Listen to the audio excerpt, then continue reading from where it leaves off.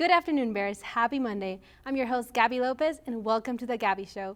Oh, just kidding. I meant welcome to Bear News. Now, let's get into it. Have you been wondering about what's going to be in place of the iSpice concert? Well, UNC President Andy Feinstein had a sit down with Bear News to tell us about the new upcoming event. In fact, I was talking to some of our student affairs folks today, and they've told me that they are creating a huge event April 18th on campus. It's going to be a carnival. There's going to be like a petting zoo. There's going to be music. There's going to be. I want to pet some animals. I think it was very popular. It's happened in the past. So we're going to have a huge festival on campus for the students, and I think it's a way of recognizing some of the frustrations that occurred about iSpice, but also do something very special for the university. I'm looking forward to that. Feinstein also informed us that the candidacy application for the new medical school will be submitted today and that the bill for funding of the school will hopefully be passed onto the Senate floor this week. This bill will actually fund the facility, the new campus facility for the medical college, which will be located in the Bishop Lear space right now, and also help us with some of the accreditation funding that we need for escrow. So if all goes well, which I think it will, we'll have some great news to share with the campus by the end of the semester on building a brand new osteopathic medical college at UNC. Stay tuned for future updates on funding for the College of Osteopathic Medicine. This past Saturday, the UNC Cancer Rehabilitation Center joined forces with the Frank Gale Faith Not Fear organization, turning out to be a memorable fundraising Ninja Warrior event. Help Bear My Burden. People from all ages joined in, and runners from over 15 sponsors participated in an obstacle course competing against the time and each other. Each sponsor team was made up of 4 individuals rotating throughout the obstacles.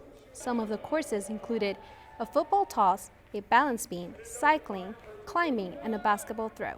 The top 4 teams with the best time competed in the final 4 to determine the winner. However, each team aimed to raise as much money as they could to help out the UNC Cancer Rehabilitation Center and the Frank Gale Faith Not Fear. Deja Bullocks talked to us about her personal connection to the event.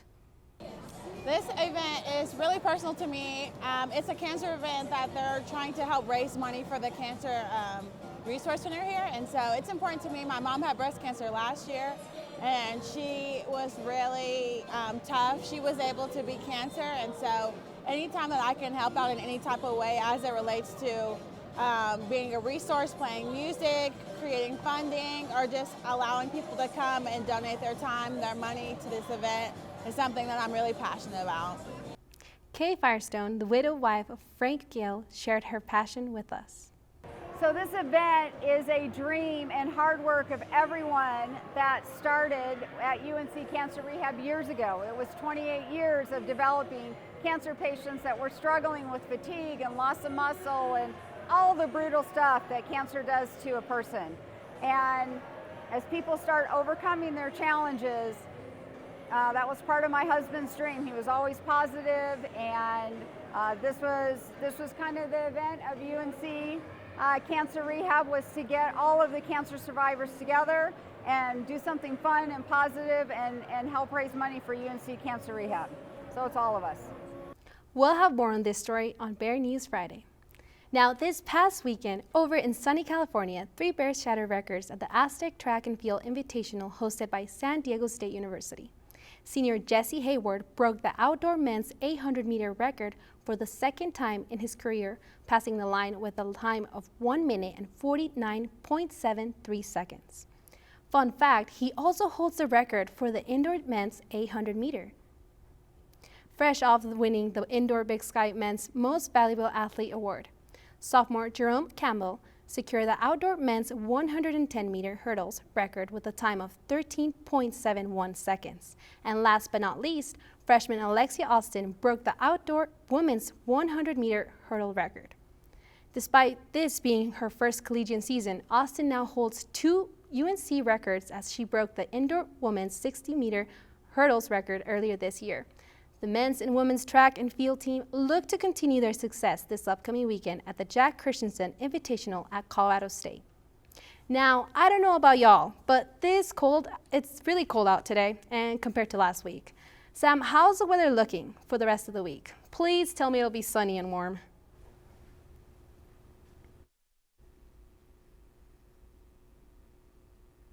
Well, we got to get through these next few days of cold weather, but I'm looking more towards the end of the week, get sunny and warm for Greeley. But taking a live look across campus right now, we could see it's very overcast across campus, and it's currently 30 degrees here in Greeley.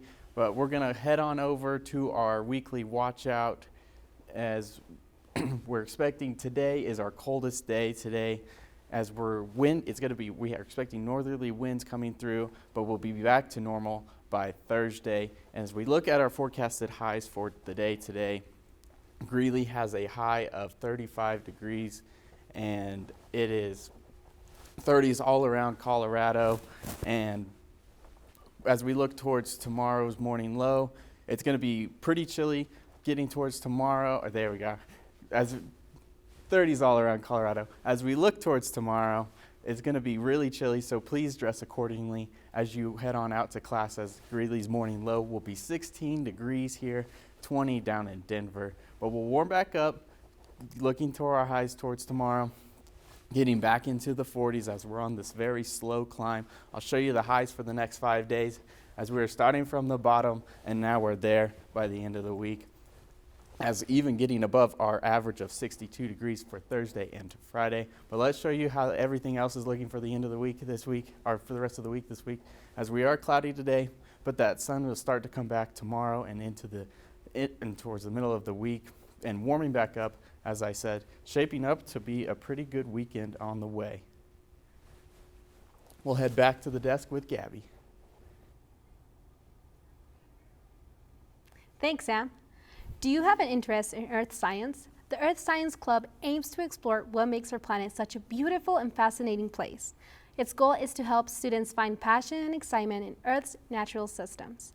Recently, the Earth Science Club held a microfossil picking event for its club members. The event consisted of members digging and sorting through sediments under a microscope to find and identify microfossils such as snail shells, fish bones, scales, and more. The Earth Science Club is providing a field trip to members and non-members to a Colorado mine. No prior knowledge is needed to join. The trip is taking place on Sunday, April 21st, and those who are interested must RSVP on Bear Connect. To celebrate Women's History Month, our producer, Shelly Swartz, once again wanted to tell you about women behind the scenes in Bear News. At Bear News, there's no question about who runs the show. Women. Usually in the booths, V and I take charge. She presses all the buttons so that you can see our videos and graphics, and I tell her when to do those things. Out on the floor, Tatiana tells our anchors where to look and when. And on camera, our head anchor, Sophia Tamanello, tells you all of the news you need to know from UNC to across the seas. Today on Bear News, we'll be covering stories. She's often joined by Gabby Lopez, who also helps create our pre-show. You know, the Coming up on Bear News. wonderful reporters like Sophia and Carmen bounce around doing all sorts of jobs, from running sound to the teleprompter. And they're not women, but we also work with great reporters like Drew and Nathan, who help keep our Bear newsroom going. But being a woman in charge is more than fun and games. Women in Bear News have gone on to hold important roles in newsrooms across the country. They helped create a path so we can follow in their footsteps. Here at Bear News, we're grateful for all of the women who serve and inform their communities through journalism. With Bear News, I'm Shelly Schwartz. Women surely do keep the show running. Thanks, Shelly. That's a wrap for today. Thank you for joining us. I'm your host, Gabby Lopez, and don't forget to tune in this Friday afternoon for more news. Have a wonderful week.